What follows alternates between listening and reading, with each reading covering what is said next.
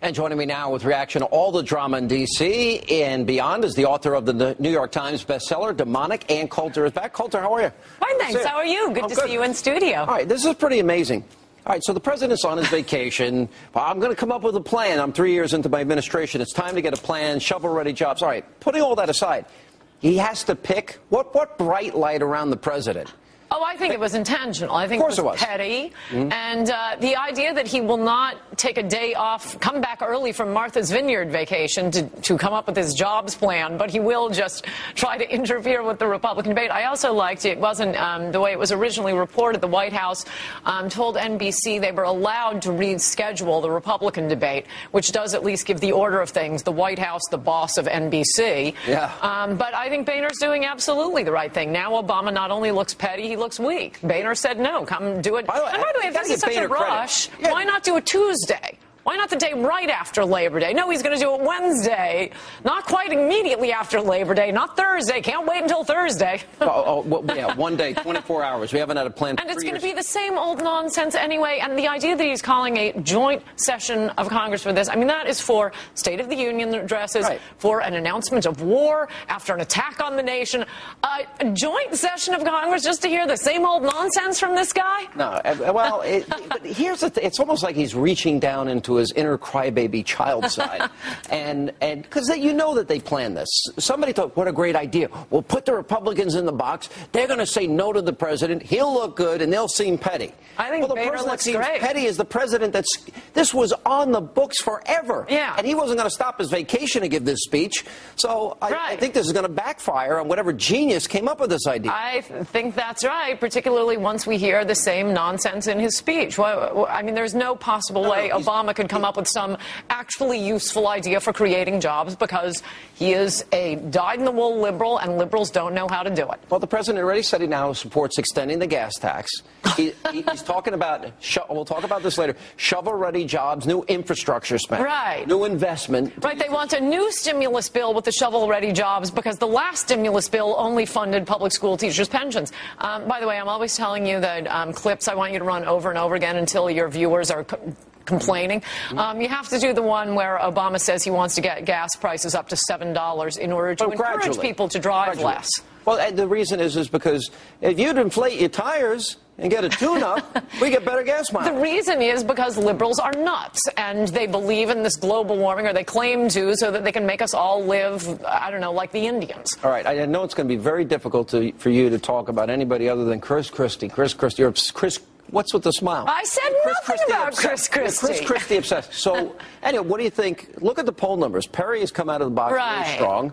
Romney's hanging in there. Bachmann's doing well. Palin is not in, but she's still polling very well. Who do you think, at this point, what do you think of Perry? I haven't asked you about him. I think the fact that he leaps to the head of the polls does show enormous dissatisfaction with Romney, and for good reason, though we may have to get used to it if my love in Trenton, New Jersey doesn't jump in. But I think Perry does have some problems of his own, and I think it's very important for people to remember that there is a difference running and being elected in Texas versus Massachusetts or New Jersey. I mean, basically, Perry has won elections in a state that is entirely the Republican base. It's South good Carolina, to see. He's up by 24 points. I mean, he's got a big. Yeah, that's our base. Oh, okay. But wait a minute.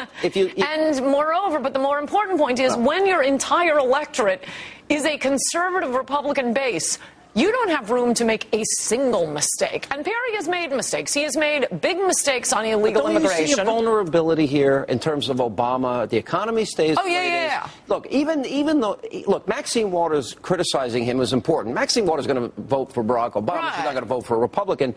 But what percentage of his base stays home because they're out of work? The economy's not gotten better. Hope and change has fizzled out. And no, I agree. Obama has a total glass jaw, and it could be that any of these candidates could win, but you may as well run your best candidate, and also you want to think about which candidate is going to govern properly. I would also say that since I think if Christie doesn't jump in, it's going to be Romney. Perhaps this is wrong, but that is my guess. Either one, Perry or Romney. We also have to think about the United States Senate, because in both cases, we want a Republican president who will sign the things that the Republican Senate will send up. This should be a good year for Republicans in the Senate, so don't forget about those elections, too. If Governor Christie doesn't run, which I don't think, look, I've asked him enough times, and I'm taking him at his word. All right, so he doesn't run.